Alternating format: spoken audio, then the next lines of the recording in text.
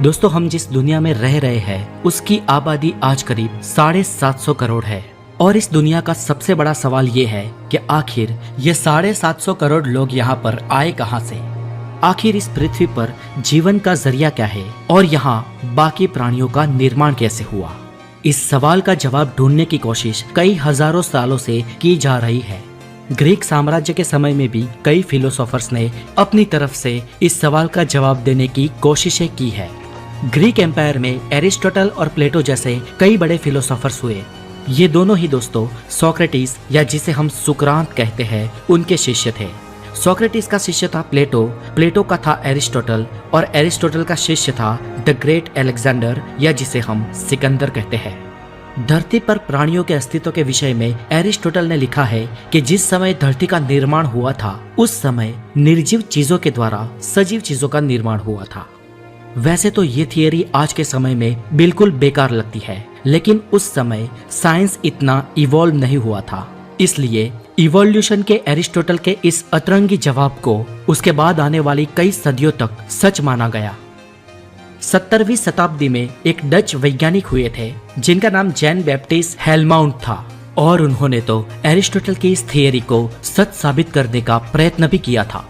उन्होंने अपनी एक टी शर्ट को पहले तो खूब पसीने में भिगो दिया, इसके बाद 20 दिन के लिए एक बंद जगह पर रख दिया। 20 दिन बाद उन्होंने पाया कि उस टी शर्ट में कीड़े लग चुके थे और इसके बाद उन्होंने निष्कर्ष निकाला कि पक्के तौर पर निर्जीव चीजें भी सजीव को जन्म दे सकती है। हालांकि दोस्तों, आगे चलकर माइक्रोस्कोप का इन्वेंशन हुआ और माइक्रोस्कोप के इन्वेंशन से हमें ये पता चला कि इंसान के शरीर पर और न सिर्फ इंसान के बल्कि हर प्राणी या निर्जीव वस्तु पर भी करीब हर समय करोड़ों वायरस और बैक्टीरियाज मौजूद रहते हैं। अब ऐसे में जैन बैप्टिस्ट की टी शर्ट पर न जाने कितने वायरस और बैक्टीरियाज उस समय मंडरा रहे होंगे। लेकिन फिर वही सवाल हमारे सामने आकर खड़ा होता है कि आखिर इस धरती पर जीवन की शुरुआत कैसे हुई। इस सवाल का जवाब जानने से पहले हमें पहले ठीक ढंग से ये समझना होगा कि आखिर जीवन क्या होता है और उसकी प्रक्रिया क्या है। अगर मौजूदा वक्त की बात की जाए तो किसी भी प्राणी का अस्तित्व हमारे लिए कोई आश्चर्य की बात नहीं है। हम जानते हैं कि रिप्रोडक्शन के कारण इस पूरी दुनिया में चारों तरफ जीवन मौजूद है और इस रिप्रोडक्शन के समय डीएनए और आरएनए की मुख्य भूमिका होती है, जिसके कारण पहले वाले प्राणी की तरह ही एक और प्राणी का निर्माण होता है। ये दोनों मॉलिक्यूल्स किसी भी प्राणी के रिप्रोडक्शन के लिए जिम्मेदार है। लेकिन दोस्तों, यहाँ पर दो बातें हैं जो हमारी इस पहेली को और भी मुश्किल बना देती है। पहली ये कि डीएनए और आरएनए ये दोनों मॉलिक्यूल्स हमेशा से हमारी धरती पर मौजूद नहीं थे और जब ये इस धरती पर मौजूद ही नहीं थे तो इस धरती पर पहला प्राणी या पहला क्रीचर्स बना कैसे, क्योंकि आरएनए और डीएनए के बिना किसी भी क्रीचर्स का बन पाना करीब नामुमकिन है। आरएनए और डीएनए हर कोशिका में मौजूद होते हैं। ये जीवन की हर इंफॉर्मेशन को आगे बढ़ाते हैं और उन प्रोटीन का निर्माण करते हैं जो हमारे किसी भी तरह के ग्रोथ के लिए जरूरी है। ऐसे में पृथ्वी के पहले क्रीचर के अस्तित्व का पता तभी लगाया जा सकता है जब ये पता चले कि पहले आरएनए और डीएनए का सोर्स क्या था। आज से अरबों साल पहले भी धरती पर इतने ही एलिमेंट्स मौजूद थे जितने की आज है, वो 92 एलिमेंट्स। ऐसा माना गया है कि इस धरती पर या तो इन एलिमेंट्स में से या तो इनके किसी कंपोजिशंस में से पृथ्वी पर जीवन का निर्माण हुआ है। अब पृथ्वी पर जीवन का निर्माण कैसे हुआ इसका पता तो इतने साल पीछे जाकर तो नहीं लगाया जा सकता है, लेकिन ऐसा कुछ हुआ होगा इसका पता लगाने के लिए उस परिस्थिति को रिक्रिएट करने की कोशिशें की जा सकती है। और इसी कोशिश के तहत स्टैनली मिलेट और हेरल्ड नाम के दो अमेरिकन वैज्ञानिकों ने रिसर्च करनी शुरू की। उन्होंने पानी के मिक्सर, मीथेन, एमोनिया, हाइड्रोजन और कुछ अन्य एलिमेंट्स को मिलाकर एक सैंपल बनाया जो कि उनके अनुसार उस समय की धरती के साथ मेल खाता था। और उसके बाद उन्होंने इस सैंपल में उस तरीके से बिजली दी जैसे उस समय आसमान से बिजली गिरा करती थी। और एंड में उनके इस एक्सपेरिमेंट के बाद जो कंक्लूजन आया उसे देखकर वो दोनों वैज्ञानिक हैरान रह गए। इस प्रयोग में इनऑर्गेनिक मैटर के जरिए ऑर्गेनिक मैटर का निर्माण हुआ था।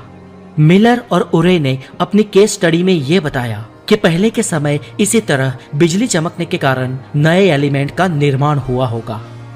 उनके इस एक्सपेरिमेंट से ये तो साबित हुआ कि इनऑर्गेनिक मैटर से ऑर्गेनिक मैटर बनाया जा सकता है, लेकिन इससे लाइफ के अस्तित्व की पहेली आधी ही सॉल्व हो पाती है।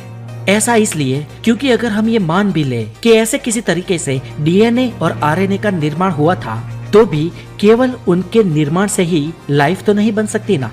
उसके लिए प्रोटीन या आमतौर पर ऊर्जा की जरूरत तो पड़ती ही है। जैसे दोस्तों, आपने अपनी लाइफ में डेड सेल्स का नाम तो सुना होगा। ये ऐसी कोशिकाएं होती है जो कि मर चुकी है।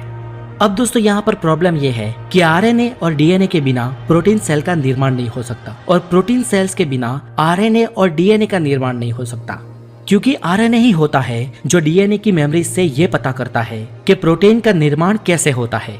और डीएनए और आरएनए को जिंदा रखने के लिए प्रोटीन सेल्स की जरूरत पड़ती है। इसलिए ये दोनों एक दूसरे के पूरक है, और प्रोटीन्स के बिना आरएनए और डीएनए, और आरएनए और डीएनए के बिना प्रोटीन का अस्तित्व होना ही नामुमकिन है। तो अब ये तो वही बात हो गई कि पहले मुर्गी या पहले अंडा, पहले आरएनए और डीएनए या पहले प्रोटीन सेल। अब दोस्तों, यहाँ जाकर यह प्रयोग अटक गया। इसके बाद कुछ वैज्ञानिकों ने और गंभीरता से इस पर रिसर्च की। तब जाके हमें पता चला कि कुछ केसेस में आरएनए अकेला ही इतना कैपेबल है कि उसे डीएनए के इंस्ट्रक्शन की जरूरत नहीं पड़ती है, यानी कि उस मेमोरी सेल्स को खंगालने की जरूरत नहीं पड़ती है। वैसे तो दोस्तों, ये एक अपवाद है, एक एक्सेप्शन है, किंतु करोड़ों गैलेक्सीज, अरबों तारे और असंख्य ग्रहों वाले इस यूनिवर्स का होना भी एक एक्सेप्शन ही है ना। हालांकि दोस्तों, मैं ये जानता हूँ कि फिलोसॉफी से साइंटिफिक फैक्ट्स को जस्टिफाई नहीं किया जा सकता है, इसलिए चलिए अभी बात करते हैं एक थियरी को सपोर्ट करने वाले साइंटिफिक फैक्ट्स की। ऐसा माना गया है कि शुरुआती समय में कुछ एलिमेंट्स का कॉम्बिनेशन और कुछ क्षार आपस में मिले। इनमें से कुछ के पार्टिकल आगे चलकर अलग हो गए, लेकिन कुछ के जुड़े ही रहे। जो साथ में रह गए वो बढ़ते चले गए और धीरे धीरे स्ट्रैंड्स के तौर पर विकसित हुए। ये मॉलिक्यूल्स को मिलाकर बनने वाला सबसे पहला स्ट्रक्चर था। इस तरह के स्ट्रैंड बनते गए और उनकी संख्या असंख्य हो गई। लेकिन अब भी ये आरएनए यानी कि सीधे तौर पर किसी सजीव चीज में परिवर्तित नहीं हुए थे। ये स्ट्रैंड उस समय पानी में ही डूबे हुए थे। इन्हें मेटाबॉलिज्म की जरूरत थी, जिसे तभी बनाया जा सकता था जब आसपास कोई दबाव ना हो, और उस समय पानी में करीब हर तरह के केमिकल्स मौजूद थे। इन स्ट्रैंड को बढ़ने के लिए इन्हीं केमिकल्स से बचना था, क्योंकि ये अगर उनसे बचते नहीं तो पानी में हुआ एक भी गलत केमिकल रिएक्शन अब तक की सारी मेहनत बर्बाद कर सकता था। आरएनए को बढ़ने के लिए एक बॉक्स की जरूरत थी, और वो बॉक्स उन्हें मिल गया एक सेल के तौर पर। जी हाँ, वही कोशिकाएं जो कि आज हमारे शरीर में मौजूद है। तब यह कोशिकाएं फैटी एसिड से मिलकर बनी थी। फैटी एसिड के बारे में आप ये बात तो जरूर जानते होंगे कि ये पानी में डिसॉल्व नहीं होता। इसका सबसे आसान एग्जाम्पल है हमारे घरों में पाए जाने वाला ऑयल, जिसे पानी में डाल दे तब भी वो पानी के साथ नहीं मिलता, लेकिन ऊपर तैरने लगता है। तब मौजूद ये फैटी एसिड रेप्लिकेशन डीएनए यानी कि उन स्ट्रैंड के लिए बॉक्स बना, और इसके अंदर उन्हें एक आइसोलेटेड एनवायरनमेंट मिला, जो कि उनके आगे बढ़ने और लाइफ बनाने के लिए जरूरी था। इस बॉक्स के अंदर भी जीवन के अस्तित्व को आने में अभी बहुत टाइम लगने वाला था, और इस तरह धीरे धीरे प्रकृति में इवोल्यूशन होते गए और इस बॉक्स में जीवन का दबकना शुरू हुआ।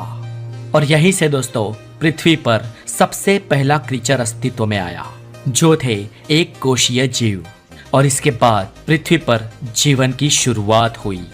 सो फ्रेंड्स, आज के लिए इतना ही, और यहाँ से आगे की कहानी कि कैसे इस धरती पर विविध जीवों का सर्जन हुआ, इसकी चर्चा हम इस एपिसोड के सेकंड पार्ट में करेंगे। Have a good day, take care.